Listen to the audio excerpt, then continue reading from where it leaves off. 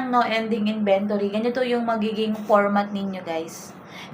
So, ganito guys yung ating itsura ng ating inventory list, no? Kapag no ending inventory kayo, no? So, guys, ito is formatted na i-edit nyo lang din siya. And then, dito guys, ilalagay nyo yung company, yun, no? Yung name of business ninyo. And then, mga editable naman guys, no? Sabi, ito yung petsa, lalagay nyo. And then, ayan, tapos sa gitna niya nakalagay, no ending inventory, mga mare. Ayan. Tapos, name and signature, then representative, and then, or kung may representative kayo, tapos, TIN na number, ilagay nyo dito. May nakalagay kasi dito na TIN number, guys. So, hindi ko nabura ko siya. So, ilalagay nyo dyan ang TIN number nyo. So, ayan yung ating itsura ng ating inventory. No ending inventory days. Tapos guys, meron din tayong sworn declaration na kailangan ipasa. So ito, sworn declaration, mga mare, and Annex D, and yan yung Republic of the Philippines Province of, edit nyo na lang yan guys.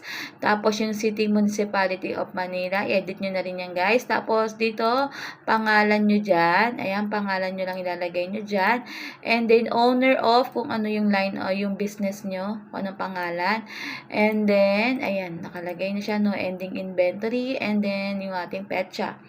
Pagkatapos, pagdating mo dito sa dulo, mga mari ko, ayan, name, signature, and authorized representative, or yung inyong signature, tapos yung inyong TIN number, no? Tapos, kailangan nyo siyang ipanotaryo. I think it's 200 pesos. And ang kailangan yata is 3 copies. So, 3 copies yung ipapanotaryo nyo. Ipapasa ito sa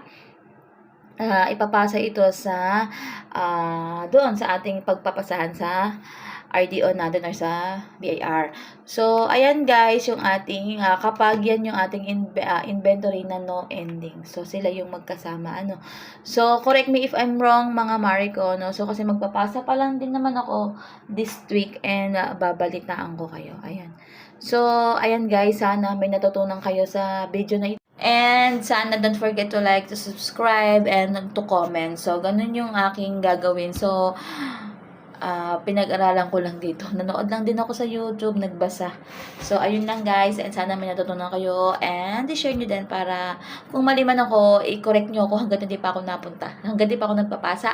At ang sabi daw mga guys, kailangan daw ng USB. So, yun daw USB, baka hindi na isa uli. So, isa-save nyo dun yung soft copy. So, dalhin nyo na rin, tsaka brown envelope yata. Dalhin nyo na din para sure na kung kailangan may ibigay kayo, no? Para hindi na kayo pabalik-balik since na ang mahal din kasi ng pamasahin natin, no guys. So, ayun lang guys. Sana may natutunan kayo. Bye!